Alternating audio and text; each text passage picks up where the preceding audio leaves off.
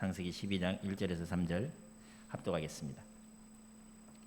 여호와께서 아브라함에게 이르시되 너는 너의 고향과 친척과 아버지의 집을 떠나 내가 네게 보여줄 땅으로 가라. 내가 너로 큰 민족을 이루고 내게 복을 주어 내 이름을 창대하게 하리니 너는 복이 될지라. 너를 축복하는 자에게는 내가 복을 내리고 너를 저주하는 자에게는 내가 저주하리니 땅의 모든 족속이 너로 말미암아 복을 얻을 것이라 하신지라. 아멘. 오늘 말씀 제목은 창세기 12장 1절에서 3절 가족 교회 회복을 위한 헌신 예배 말씀 위에 세워진 가문이란 제목으로 오늘 말씀을 보도록 하겠습니다. 제가 우리 이걸 항상 잊지 말고 기억을 했으면 좋겠습니다. 첫 번째, 우리는 어느 시대에 살고 있느냐? 말세에 살고 있다. 잊어버리지 않았으면 좋겠습니다. 주님 오늘 오실지 내일 오실지 우리는 그것을 알 수 없지만 주님이 말씀하신 대로 지금 이 시대가 말세임을 보는 영안이 열리기를 간절히 바랍니다. 그리고 이 말세를 살아가고 있는 우리에게 주님이 주신 첫 번째 경고의 메시지가 무엇이었냐면 미혹당하지 않도록 주의하라는 것이었습니다. 그걸 늘 마음에 담고 우리가 살아야 될 것입니다. 근데 그 미혹하는 자들은 어떻게 미혹하냐면 거짓 그리스도들과 거짓 선지자들이 우리를 미혹한다고 했어요. 유혹하는 것과 미혹하는 건 조금 구별했으면 좋겠습니다. 세상의 물질로, 세상의 명예로 우리의 욕망을 자극하여 넘어뜨릴 수 있습니다. 유혹할 수 있어요. 그러나 이 미혹이라는 것은 하나님의 말씀을 거짓되이 해석하고 자기 위주로 해석하여 하나님의 거룩한 성도들을 넘어뜨리는 것입니다. 이 일을 누가 하느냐?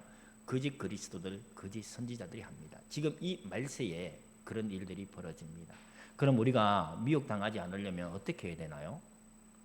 오직 말씀입니다. 오직 말씀으로 돌아가야 되는 것입니다. 말씀 위에 우리의 가문을 세우자. 그리고 말씀 위에 우리의 신앙을 세우자. 이것이 저의 오늘 이 시간의 주제입니다.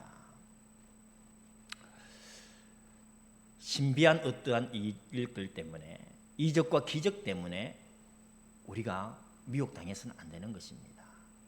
말세 때에 할 수만 있으면 택하신 자들도 넘어뜨리려고 하는 것이 거짓 선지자들입니다. 말씀을 이용하여 이적과 기사를 통하여 성도들을 무너뜨립니다. 그래서 우리는 더더욱 오직 말씀으로 돌아가야 될 줄로 믿습니다. 지금 이 시대를 가만히 보십시오. 코로나가 종식된 게 아니잖아요. 지금도 많은 사람들이 이 질병을 경계하고 주의합니다. 어떤 사람들은 이제 큰 소리 칩니다. 뭐 이제 독감 같은 거 아니냐. 제발 그렇게 됐으면 좋겠습니다. 그러나 그 코로나로 인하여 여전히 취약한 사람들은 생명을 잃을 수도 있는 위험한 전염병인 것이고, 이 코로나보다도 더한 질병들이 유행할 것이라고 학자들은 얘기합니다. 지금 이 시대에 어떻습니까? 전쟁을 조장하고 있지 않습니까? 전쟁이 지금 많은 사람들의 생명을 앗아가고 있는 현장이 지금도 벌어지고 있지 않습니까? 그죠? 지금 연일 중국과 대만의 이런 갈등 관계, 또 일본과 중국과 또 한국의 이러한 갈등 관계를 우리가 그냥 가만히 태만히 볼 수는 없는 것이죠. 그럼 지금 우리 교회가 무엇을 해야 됩니까? 이렇게 정치적인, 외교적인 이런 일들을 행해야 되는 것입니까? 아닙니다. 그 모든 것 다 내려놓고 말씀으로 돌아가야 되는 것입니다. 이것이 너무나 비상식적이, 어쩌면 일반적으로 사람들이 용납할 만한 이야기가 아닐 것 같습니다.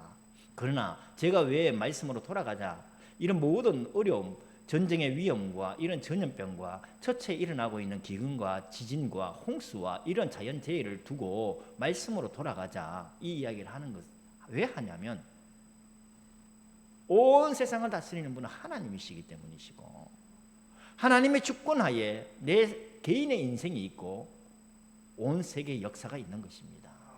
제가 그것을 믿기에 말씀으로 돌아가자는 것입니다. 지금 이 시대도 혼란스럽지요.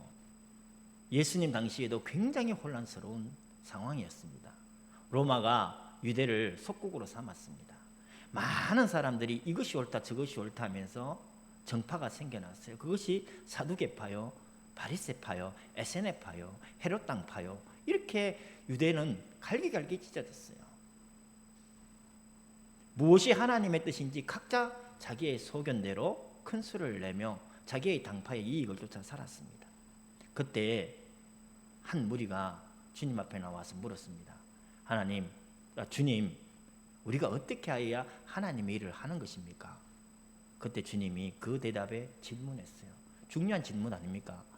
우리가 이 어려운 시기에, 이 어려운 말세에 우리가 어떻게 해야 하나님의 일을 하는 것입니까? 저를 대신하여 유대인들이 예수님께 물었습니다. 그때 주님이 하신 말씀이 이거였어요. 하나님이 보내신 자를 믿는 것이 하나님의 일이다. 다시 한번 우리의 생각을 쫓아 이것이 옳다 저것이 옳다 사회의 정의를 외치고 세계 평화를 외치는 그런 주장이 틀렸다는 것이 아닙니다. 그러나 가장 먼저 해야 될 것이 무엇이냐? 말씀으로 돌아가는 것입니다. 하나님이 보내시니 그리스도 앞에 다시 서는 것입니다. 그러할 때 세상 역사의 주권자 되신 하나님께서 하나님의 뜻을 따라 이루어 가실 줄로 믿습니다. 그래서 오늘 말씀 위에 우리의 가문을 세우자는 이 이야기는 결코 세상을 등지고 나만을 보자 이 이야기가 아닌 것입니다. 진짜 세상을 살리려고 하면 우리는 말씀으로 돌아가야 됩니다. 그런 의미에서 오늘 이 말씀이 결코 시대와라 동떨어진 말씀이 아니다. 개인을 수양하기 위한 말씀이 아니다. 이것을 전제하고 제가 이 말씀을 들어가도록 하겠습니다. 오늘 이 말씀은 모든 그리스도인이라면 누구나 다 아마 외우고 있는 말씀이고 기도할 때마다 이 말씀을 하나님께 구하면서 그 복을 우리가 구하지 않을까 하는 말씀입니다. 참 유명한 말씀입니다. 그죠? 네, 이 말씀 한 말씀을 한번 되새겨 보도록 하겠습니다. 먼저 우리가 제목이 말씀 위에 세워진 가문인데요. 첫 번째는 하나님이 우리 가문을 세우신다는 겁니다. 우리 가문을 하나님이 세우시는 것이고 그 하나님께서는 두 번째로 하나님께서 그 말씀대로 우리 가문을 이루어 가신다는 것입니다. 세 번째로는 하나님은 여타한 여러 장애와 방해 속에서도 하나님은 이루어 가시되 우리를 보호하신다는 것입니다. 우리의 가문을 보호하신다. 그래서 온 열방이 하나님 백성 되게 하신다. 이것이 창세기 12장에 아브라함에게 주신 언약이고 축복이고 이 말씀 위에 우리의 믿음을 세우고 우리의 후대를 세우고 우리의 가문을 세우자는 것입니다. 첫 번째, 하나님이 세우시는 가문은 말씀 위에 세워지는 가문입니다. 하나님은 신비의 하나님이시죠. 이적과 기적을 행하신 하나님이십니다. 지금까지 우리가 마가복음을 통해서 보았습니다. 그죠? 풍랑이는 갈릴리 바다도 주님의 말씀 한마디면 그 풍랑이 잠잠해집니다. 귀신 들린 자도 주님 말씀 한마디면 그 귀신에서 해방되어집니다. 혈루병 걸려도 괜찮아요. 죽을 병에 걸려도 괜찮아요. 태어날 때부터 장님이어도 괜찮아요. 태어날 때부터 안진병이어도 괜찮아요. 세상은 그러한 사람을 조롱하고 멸시하겠지만 주님은 친히 다가가셔서 그의 눈을 뜨게 하시고 그의 발을 일으키시고 그를 치유하신 하나님이셨습니다. 그죠? 그러나 이 신비만을 추구해서는 안 된다는 것입니다. 우리는 신비로운 하나님을 믿습니다. 말씀을 믿는다는 거예요. 제가 지난번도 말씀드렸습니다. 늘 신비만을 체험하고자 하면 우리의 심장은 견뎌낼 수가 없어요. 우리는 일상을 살아야 되는 것입니다. 우리의 일상이 말씀으로 인도되어지기를 바랍니다. 주님이 진정 원하시는 것은 우리의 평온한 삶 가운데 우리의 여타한 자잘구리한 사소한 일들이 벌어지는 가운데 그 모든 것들이 말씀 위에서 우리가 생각하고 행동하기를 원하시는 것입니다. 하나님은 이렇게 우리를 말씀 위에 세우시려고 하십니다. 그래서 오늘 창세기 12장 1절과 3절의 이 말씀 위에 하나님은 아브라함이라는 사람을 택하셨죠. 그리고 그를 통하여 그 가문을 세우시는 것입니다. 그래서 아브라함은 이 말씀을 붙들고 나아갑니다. 근데 아브라함이 처음부터 완전했습니까? 우리 지난번 우리 창세기를 통해서 아브라함을 보셨잖아요. 우리가 아브라함을 어떻게 약점을 막 꼬투리를 잡으려고 하는 게 아니라 성경이 밝혔어요. 아브라함이 하나님의 말씀에 순종하여 가나안에 들어갔습니다. 그런데 안타깝게도 말씀에 순종하여 들어갔으면, 말씀대로 살았으면 뭐가 되어져야 될 것 아닙니까? 예수 믿으면 잘 되어야 될 것 아닙니까? 하나님 말씀 따라서 자기 고향을 떠나서 가나안에 들어갔는데 들어가자마자 문제가 생겼습니다. 뭐였습니까? 기근이 들었어요.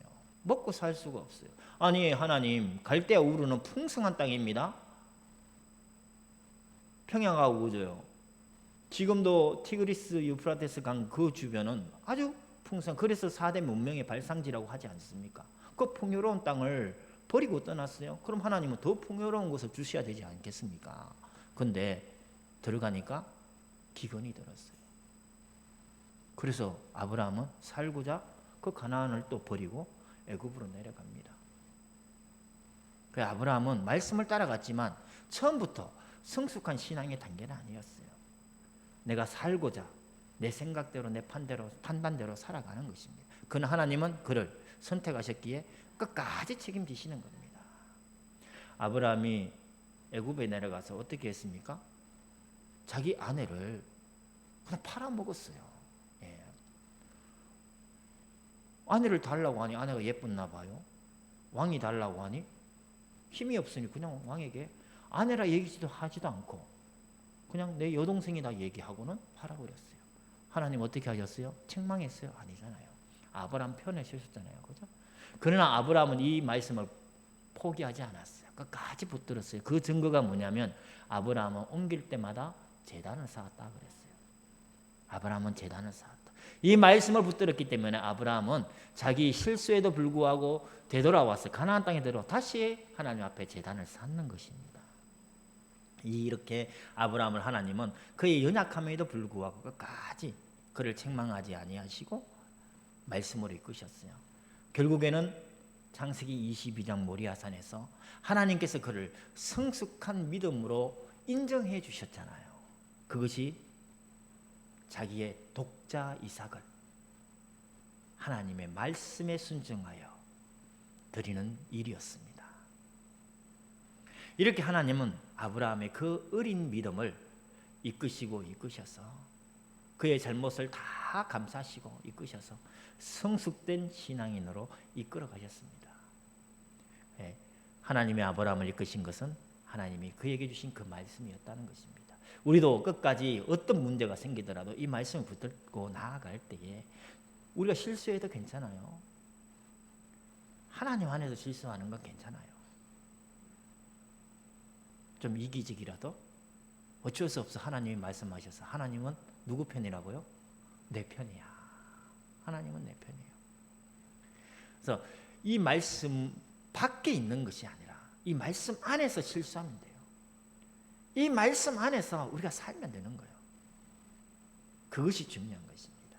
그래서 끝까지 아브라함처럼 이 말씀 붙드시기 바랍니다. 아브라함의 일생을 통하여 하나님은 그 말씀이 이끄시는 것을 보여주셨습니다. 아브라함의 후손들이 태어났습니다. 그것이 구약의 성도들 아닙니까? 구약의 성도들을 하나님께서 축복의 길로 이끄시기를 원하셨어요.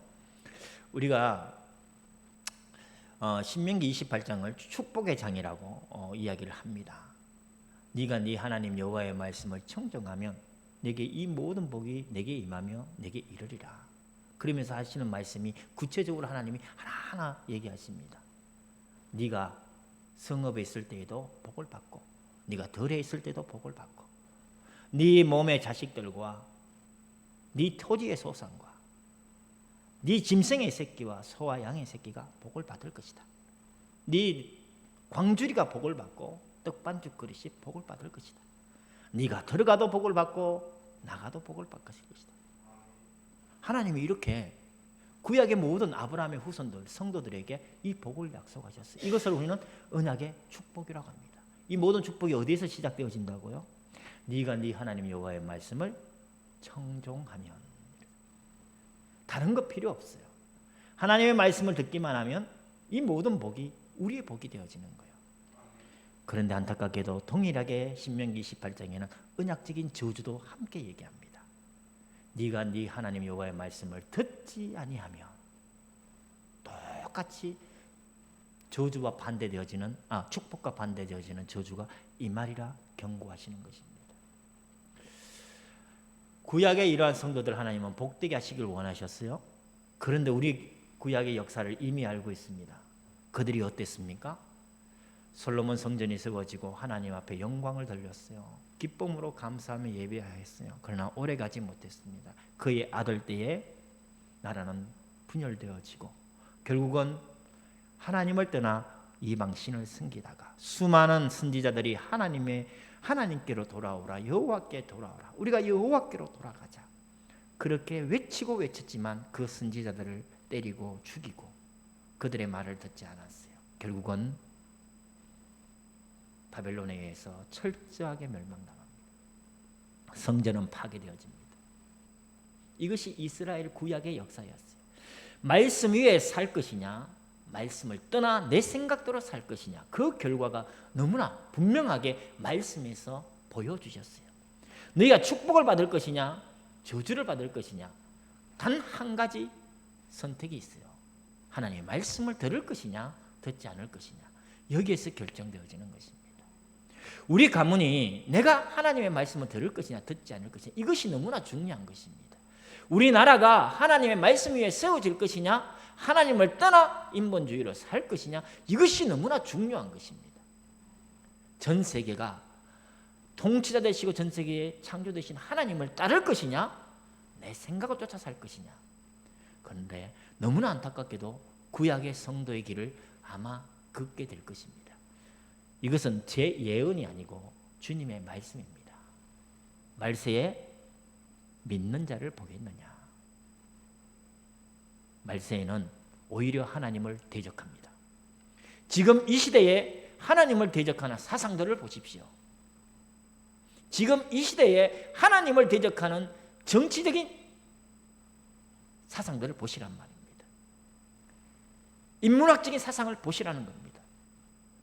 예술과 영화와 여러 경제적인 모든 사상의 배경이 무엇입니까? 인본주의 아닙니까? 다시 사사시대로 돌아갔어요. 포스트 모더니즘을 정의한다면 사사기 말씀 그대로입니다.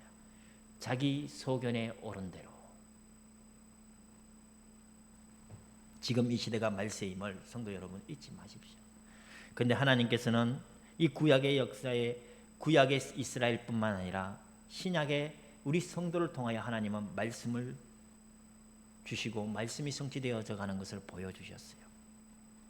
베드로가 주님 앞에 고백을 했습니다. 주는 그리스도시고 살아계신 하나님의 아들이십니다. 주님께서 말씀하셨어요. 기뻐하시며 말씀하셨어요. 내가 이 반석 위에 내 교회를 세우겠다.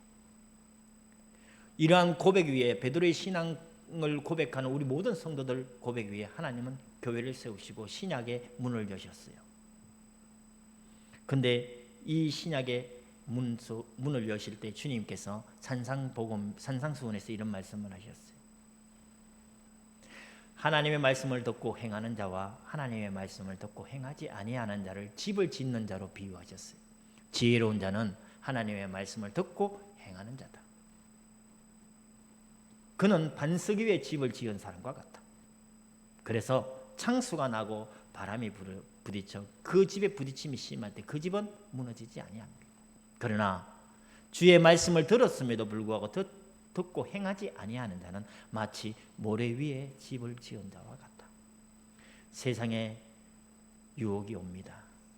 세상에 풍파가 일어납니다. 그때 어떻게 합니까? 그 집은 무너져 그 무너짐이 심하게 됩니다.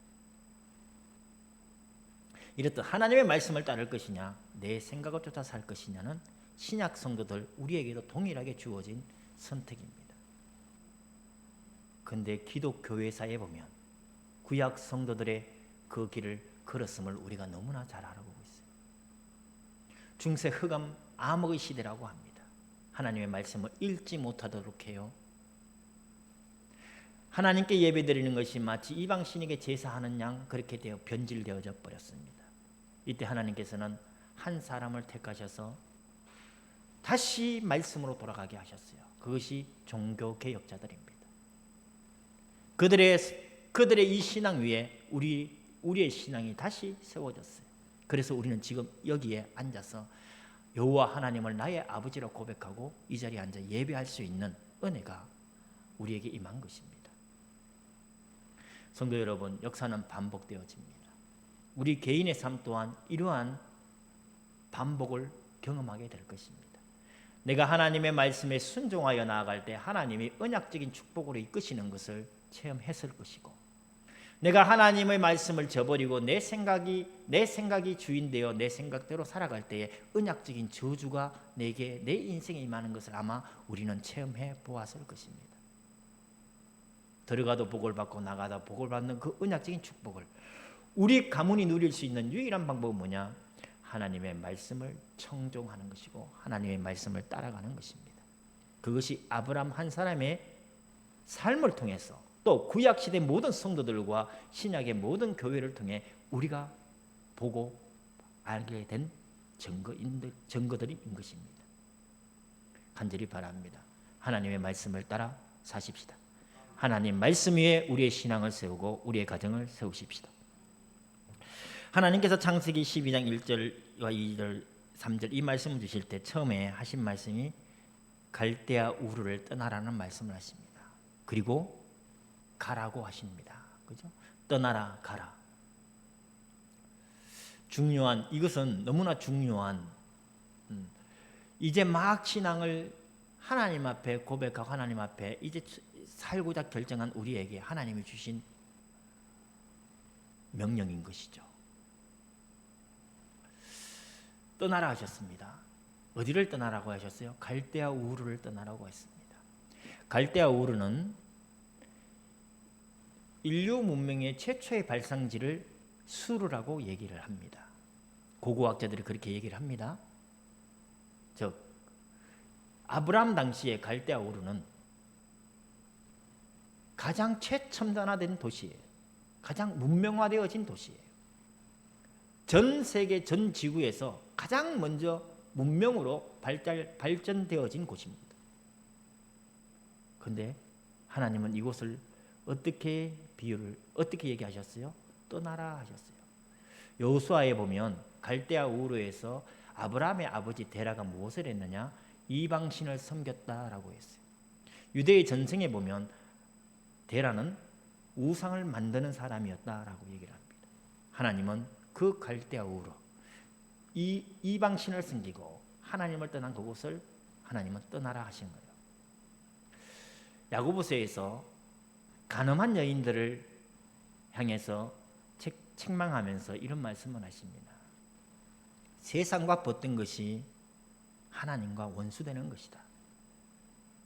누구든지 세상과 벗이 되고자 한다는 스스로 하나님과 원수가 되는 것이다. 즉 갈대아 우르는 세상을 벗삼아 사는 사람들이었어요.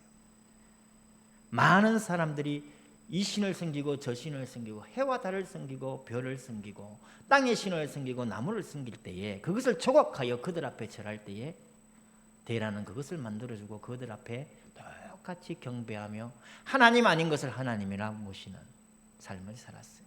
세상과 벗한 삶을 살았습니다. 하나님과 원수되어 살겠습니까?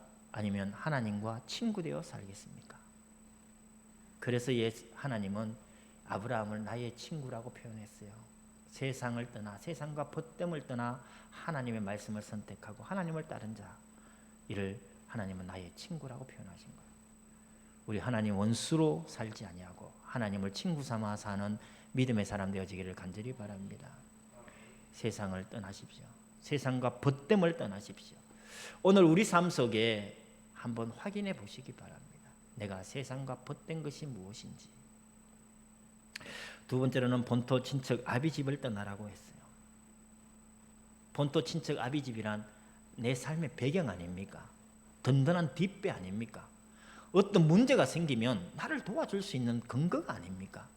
근데 하나님은 그 배경, 그 뒷배를, 그 근거를 다 버리고 떠나라는 겁니다. 하나님이 우리의 배경이 되어주신다는 얘기입니다. 하나님이 우리의 뒷배가 되어주신다는 겁니다. 주님께서 이런 말씀하셨어요. 너희는 근심하지 말라. 그러시면서 내가 너희가 거처할 곳에 예비하러 간다. 내 아버지 집에는 거할 곳이 많다. 내가 너희를 위하여 거처할 곳을 예비한 후에 다시 내가 와서 너희를 그곳으로 영접하여 내가 있는 곳에 너희도 있게 하겠다. 지금 이 땅이 우리의 영원한 거처가 아닙니다. 우리 모두는 다 압니다. 그래서 성경은 얘기합니다. 더 나은 본향을 사모한다. 우리 모두는 이 땅의 것이 아닌 더 나은 본향을 사모하는 성도인 줄로 믿습니다. 아버지의 집을 사모하는 성도인 줄로 믿습니다. 성도 여러분, 우리는 이미 알고 있어요. 이 세상 70년, 80년, 90년 건강하게 힘있게 돈 많게 산다고 하십시다. 근데 하나님을 믿지 않았어요. 그러면 누가복음에 나온 부자처럼 그래 되는 겁니다. 그런데 그 부잣집 앞에서 얻어먹던 거지는 하나님을 믿었어요. 그의 집은 이 세상에서 거지로 아무것도 가진 게 없지만, 옷 한 벌 번변한 것 없지만, 그의 몸뚱아리 누빌 만한 편안한 곳 없지만, 더 나은 본향 천국 아브라함의 품에서 살게 되는 것입니다. 거기서 주님이 비유하셨어요. 우리가 거지같이 살자는 건 아닙니다. 이 세상에 아무리 좋은 것을 먹고 호리코식한다 할지라도 저 더 나은 본향에 비하면 아무것도 아닌 것입니다. 그죠? 네. 주님이 분명 우리에게 더 나은 본향을 예비하러 간다 하셨고 그것을 말씀해 주셨습니다. 이거 붙드시기 바랍니다. 그래서 우리를 순례자라고 하는 겁니다. 잠깐 이 세상에서 살며 세상길 광야길을 가는 순례자인 것입니다. 지금 현재 우리 눈에 보이는 것으로 인하여 실망하지 마시고, 지금 현재 눈에 보이는 것으로 인하여 시기 질투하지 마시고 더 나은 본향을 사모하는 사람 되어지기를 바랍니다. 아브라함은 그래서 자기의 것을 포기했어요. 자기의 본토 친척 아비 집을 포기했어요. 더 나은 본향을 향하여 나아가는 것입니다. 우리의 삶이 그래지기를 바랍니다. 그러면서 주님은 가라 하셨어요. 새로운 길이고 새로운 도전입니다. 그죠? 내가 네게 보여줄 땅으로 가라 하셨어요. 제가 이사야서 14장 24절 말씀을 참 좋아합니다. 만군의 여호와께서 맹세하여 우리에게 주신 말씀이 있습니다. 하나님 그 말씀 한마디 한마디가 너무나 중요하고 반드시 되어질 말씀이지만 그것을 더 강조하여 우리에게 맹세하여 이르시되 하셨어요. 그 맹세하신 말씀이 무엇이냐? 내 생각은 반드시 되며 내 경영은 반드시 이루리라. 하나님의 생각은 반드시 되며 하나님이 계획하신 것은 반드시 이루어진다. 그것을 주님은 맹세하여 우리에게 말씀하셨습니다. 하나님이 반드시 이루시고 반드시 성취하실 그 생각과 계획을 따라 아브라함에게 지금 말씀하시는 거예요. 내가 네게 보여줄 땅으로 가라. 지금 우리에게 말씀하십니다. 하늘이 땅보다 높은 같이 하나님의 생각이 우리의 생각보다 높으신 그 생각을 갖고 그 계획을 갖고 반드시 성취되어질 그 뜻을 갖고 우리에게 말씀하십니다. 내가 네게 보여줄 땅으로 가라. 그래서 우리는 지금 우리의 현장이 하나님이 보여주시는 땅이요 하나님이 보여주시는 현장임을 믿습니다. 아브라함이 가나안에 갔잖아요. 갈대아 우르에 비하면 아무것도 아닌 땅이라고 제가 말씀드렸습니다. 가장 풍요롭고 호화로운 그 당시에 그 우르를 떠나서 아무것도 없는 초라한 광야에 갔습니다. 지금 하나님이 보여주신 땅이 그곳이란 말입니다. 호화롭고 찬란한 곳이 아니라 말도 안 되게 초라한 곳으로 주님이 인도하셨어요. 절대적이고 완전히 성취되어질 하나님의 언약의 말씀이 우리를 이곳으로 모셨는데 지금 우리가 볼 때 세상이 볼 때 너무나 하찮고 비천한 곳으로 하나님이 인도하신 것처럼 보여집니다. 그런데 하나님은 그 광야에서 그 메마른 땅에서 하나님이 하시고자 하시는 절대적인 일을 바로 순종하여 나아간 이 믿음의 사람 아브라함을 통하여 이루고자 하시는 것입니다. 그래서 히브리서는 이렇게 얘기했습니다. 아브라함이 부르심을 받을 때에 순종하여 장래의 유업으로 받을 땅에 나아갈새 알지 못하고 나아갔다 했어요.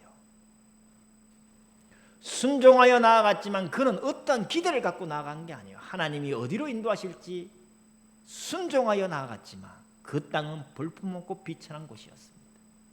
들어가자마자 그 땅에는 풍요가 아닌 기근이 든 땅이었어요.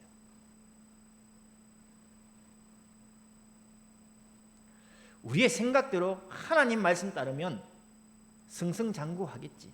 하나님 말씀 따르면 100배의 축복을 누리겠지. 하나님이 결국은 우리에게 주어질지 그 영원한 신령한 축복을 저는 거부하는 게 아닙니다. 부정하는 게 아닙니다. 우리의 욕망, 우리의 야망 이것을 갖고 하나님의 말씀을 이용하지 말자는 것입니다.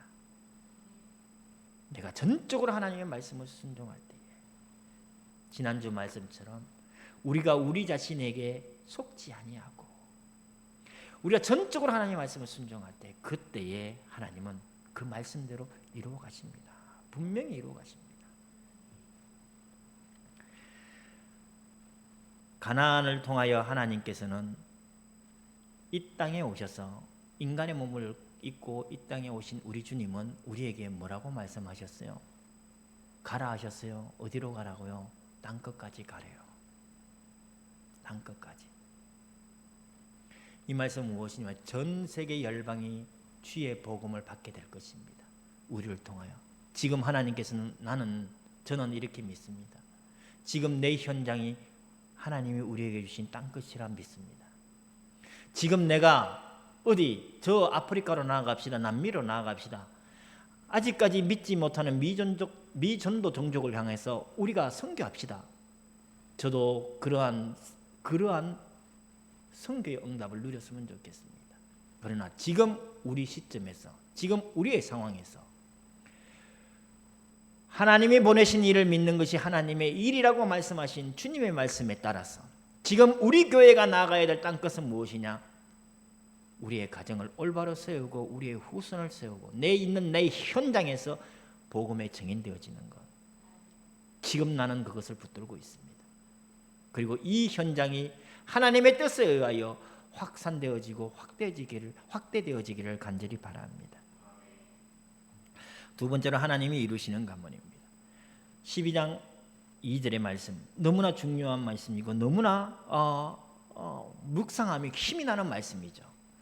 내가 너로 큰 민족을 이루고 내 이름을 창대케 하고 너로 복이 되게 하겠다. 얼마나 감격스러운 말씀이에요. 얼마나 힘이 되는 말씀이에요. 이 말씀 가만히 한번 생각합시다. 네가 큰 민족을 이루고 했어요. 아브라함에게 지금 후손은 없어요. 이 말씀이 주어질 때 아브라함의 나이는 75세 때 이 말씀을 받았어요. 아브라함의 후손은 이삭은 100세에 태어났어요. 이 말씀이 주어질 때 큰 민족을 이룬다는 말씀은 어쩌면 황당한 허무맹랑한 하나님께 이런 말씀을 해서 좀 그런데 워낙 정치인들이 공약을 남발하니까 어쩌면 공약처럼 빌공짜의 약속처럼 느껴질 수도 있는 말씀입니다. 큰 민족을 이룬다는 게 지금 이 말씀이 우리 믿읍시다. 우리 말씀 위에 세워짐을 말씀 위에 가문을 세우자고 했잖아요. 믿음으로 말미암아 우리가 아브라함의 후손이 되었다고 분명히 갈라디아에서 말씀하고 계십니다. 그럼 이 말씀은 누구의 말씀이요? 동일하게 우리의 말씀입니다. 지금 이 말씀이 빌공짜의 약속 약자입니까? 아니면 여전히 아브라함을 통해 이루신 말씀, 성취된 말씀, 내게도 성취되어질 말씀입니까? 우리 겨자씨 비유 주님이 말씀하셨잖아요. 그죠? 이건 분명히 교회를 두고 하신 말씀입니다. 또한 성도 한 사람 한 사람을 두고 하시는 말씀입니다. 시 중에 가장 작은 씨입니다. 그러나 그것이 자라서 모든 나무보다 더 큰 나무가 되고 공중의 새들이 그 가지에 깃든다고 말씀하셨어요. 지금 우리는 보잘것없습니다. 학벌이 좋습니까? 인맥이 좋습니까? 가문의 배경이 있습니까? 근데 하나님은 큰 민족을 이루리라 아브라함에게 주셨어요. 그 말씀을 우리에게 주셨다고요. 이 말씀이 믿어지는 은혜가 있기를 간절히 바랍니다. 진정 이 말씀이 나의 말씀이 되어질 때에 우리의 가문을 통하여 하나님이 이루고 계시는 그것 때문에, 그 소망 때문에 지금의 문제가 문제되어지지 않을 것입니다. 지금의 어려움이 아닐 거예요. 왜냐? 미혹하는 것도 아니요, 유혹하는 것도 아니요, 우리를 든든히 세워서 시험에 합격시켜서 당신은 믿음의 사람이요, 당신을 통하여 믿음의 가문을 세울 것이다, 하나님이 인정하실 시험이기 때문입니다. 큰 민족을 이룬다는 말씀 나는 믿습니다. 이 교회를 통하여 하나님이 그 일을 이루어 주시기를 간절히 바랍니다. 내 이름을 창대케 하리라 주님 말씀하셨어요. 아브라함의 이름으로 인하여 신약의 모든 성도들은 언약의 자손이 되었습니다. 표면적 유대인이 유대인이 아니요 이면적 유대인이 유대인이라는 그 이유의 그 말씀의 근본은, 그 이유는 무엇이냐? 믿음으로 말미암아 의롭게 되어진 아브라함처럼 믿음으로 말미암아 우리가 아브라함의 자손이 되었다는 것입니다. 그래서 사도 바울은 얘기합니다. 갈라디아 이방 교회를 향하여 확신하며 얘기합니다. 형제들아, 너희는 이삭과 같이 약속의 자녀라. 이방인 된 우리가 혈통적으로는 유대인이 아니지만 믿음 안에서 이면적 유대인으로 우리를 삼으시고 이삭과 같이 약속의 자녀로 삼으셨어요. 그래서 그 아브라함의 이름이 지금 우리의 이름이 되어진 것입니다. 믿음의 조상 아브라함이 우리의 조상이 되어진 거예요. 하나님이 우리에게 분명히 말씀하셨어요. 내 이름을 창대케 하리라. 이 믿음을 갖고 있는 아브라함을 하나님이 이끌어 오셨던 것처럼 세상에서 보잘것없고 미천하지만 하나님은 우리를 통하여 이 말씀을 성취하실 줄로 믿습니다. 다시 한번 신명기 28장 1절 말씀드리겠습니다. 네가 네 하나님 여호와의 말씀을 삼가 듣고 내가 오늘 네게 명령하는 이 모든 명령을 지켜 행하면 네 하나님 여호와께서 너를 세계 모든 민족 위에 뛰어나게 하시리라. 우리의 지혜도 아닙니다. 우리의 지식도 아닙니다. 우리의 인품도 아니에요. 우리가 가진 그 어떤 것도 아닙니다. 단 하나, 지금 하나님께서 내게 명령하는 그 명령을 삼가 지켜 행하는 것.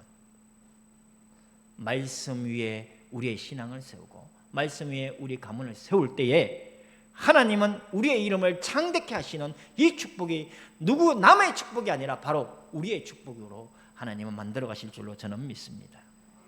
우리 지난주 말씀 한 번만 기억하십시다. 복을 얘기하다 보면 우리의 마음이 교만해질 수가 있어요. 우리의 야망이, 우리의 욕망이 꿈틀대면서 하나님의 말씀을 악용할 수가 있습니다. 지난주 복음의 전통, 복음적인 전통, 복음 전통을 세우자고 얘기했어요. 장로의 유진이 처음부터 잘못된 것이 아니라고 얘기했습니다. 에스라와 느헤미야를 통하여 신앙의 결단을 했던 사람들의 결단이었습니다. 하나님 앞에 신실한 결단이었어요. 그러나 그것이 변질되어졌다. 결국은 어떻게 되어졌냐? 하나님 말씀보다도 그 신앙적인 결단, 인간적인 결단을 더 우선시하게 되었습니다. 주님께 책망받는 짓이죠. 그러면서 제가 말씀드렸습니다. 어떻게요? 나를 죽이자. 내가 그리스도와 함께 십자가에 못 박혔다. 날마다 자기를 부인하고 자기 십자가를 져라. 우리가 날마다 주님 앞에 나는 죄인입니다 고백하지 아니할 때에 우리는 어느 순간 하나님께 받은 이 응답이 당연시 되어지고 나의 그러함으로 인하여 나의 믿음이 마치 위대한 것이냐 포장되어지기 시작하면서 어느 순간 나의 영적인 감각은 무뎌질 것입니다. 상실되어질 것입니다. 내가 변질된 것도 알아채지 못하게 될 것입니다. 하나님은 분명히 우리를 복되게 하시고 창대케 하신다 약속하셨어요. 우리가 주의 말씀을 삼가 듣고 내 속에 있는 욕망과 야망을 제어하지 아니한다면 하나님은 반드시 제어한다면 반드시 하나님은 이 말씀대로 이끌어 가실 줄로 믿습니다. 너는 복이 될지라 했어요. 우리 모두는 복 받기를 원합니다. 그죠? 복 받기를 원해요. 근데 이 복은 아브라함 개인의 복이 아닙니다. 3절 마지막에 뭐라고 했습니까? 모든 민족이 너로 말미암아 복을 받으리라 하셨어요. 아브라함에게 주어진 이 복은 모든 민족으로 흘러가는 것입니다. 그래서 시편 67편 제가 참 좋아하는 말씀이에요. 하나님 우리에게 은혜 베푸사 복을 주시고 주의 얼굴빛을 우리에게 비추어 주의 도를 땅 위에 주의 구원을 모든 나라에 알리소서. 하나님이 우리에게 복 주시고 은혜 주시는 이유가 뭐냐? 우리가 잘 살고 우리가 평화롭게 살고 우리가 주님 안에서 평화를 누리는 이유가 뭡니까? 하나님의 말씀이 온 땅 위에 증거되어지고 오직 유일한 구원자 되신 우리 주님 이 복음이 증거되어지는 그것 때문에 하나님은 우리에게 복되게 하시는 것입니다. 세상 사람처럼 나 혼자 잘 먹고 잘 살자 이것이 아닌 것입니다. 이 세상이 전부가 아니지 않습니까? 이 세상이 끝나고 나면 천국이 있고 지옥이 있습니다.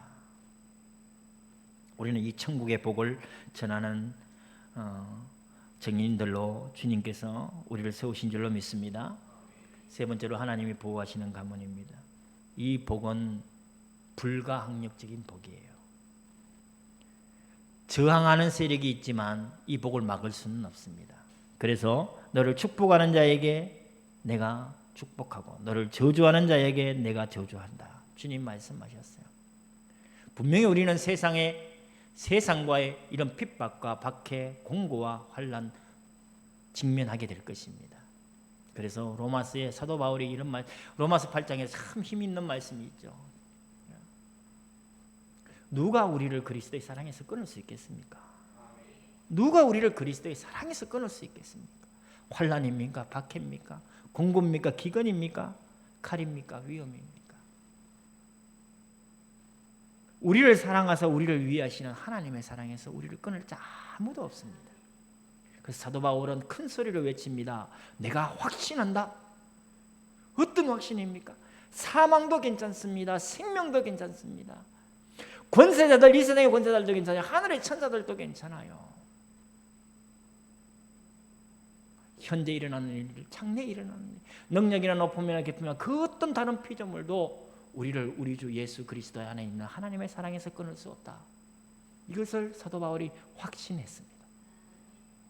지금 이 세상 살아갈 때에 우리가 오늘 심지사님 기도하신 것처럼 일상이 얼마나 고민스럽고 많은 실수를 하고 하나님을 부인하기도 하고 때로는 내가 유혹에 넘어가기도 하고 성도답지 못한 삶을 살 경우가 너무나 많잖아요. 그런데 하나님은 끝까지 우리를 책임지십니다. 아브라함의 실수를 책망하지 않으셔 끝까지 믿음으로 이끄신 것처럼 하나님은 우리를 그렇게 이끌어 가십니다. 그래서 하나님은 내 편인 겁니다. 하나님은 내 편입니다. 누가 뭐래도 하나님은 내 편입니다. 그래서 세상 사람들이 내게 무슨 일을 해도 괜찮습니다. 그래서 다 괜찮습니다. 모든 게 괜찮습니다. 지금 이제 나의 실수도 괜찮아요. 지금 이제 나의 문제도 괜찮아요. 내 자식들의 문제도 괜찮습니다. 내 가정적인 문제, 내 경제적인 문제, 나의 미래에 가는 그 어떤 문제도 괜찮습니다. 우리가 말씀만을 붙들고 이 말씀만 의지한다면 괜찮습니다. 혹시 가정이 무너지려고 위기 상황에 있는 어려움 중에 있을 수도 있어요. 그래도 괜찮다. 그래도 괜찮다. 지금 어떤 문제든 하나님은 이미 알고 계시고 그 모든 문제를 하나님은 이미 아셨음에도 불구하고 우리를 선택하셨고 하나님은 지금 이 말씀 위에 아브라함을 세우시고 구약의 성도를 세우시고 신약의 성도를 우리를 세우셔서 이끌어 가시고 계신다. 그러므로 성도 여러분 우리 끝까지 이 믿음 붙들고 우리가 말씀에서 변질되어지지 않도록 끝까지 이 말씀 위에 우리 가문을 세울 수 있도록 기도하고 우리 자녀들 앞에 증인되어 지십시다. 우리 기도하겠습니다. 하나님을 아버지로 모시고 믿음으로 말미암아 아브라함의 후손이 되게 하셔서 감사드립니다. 오직 말씀만 따르게 하시고 세상과 붙하여 땅의 것을 쫓아 살지 않도록 하시며 말씀이 이끄시는 곳을 향하여 믿음으로 나아가게 하소서. 큰 민족과 창대함과 복이 되리라는 아브라함의 복이 우리가 누리는 복이 되게 하셔서 하나님을 부정하는 일가 친척과 이웃과 만민이 우리를 통하여 주를 보게 하소서.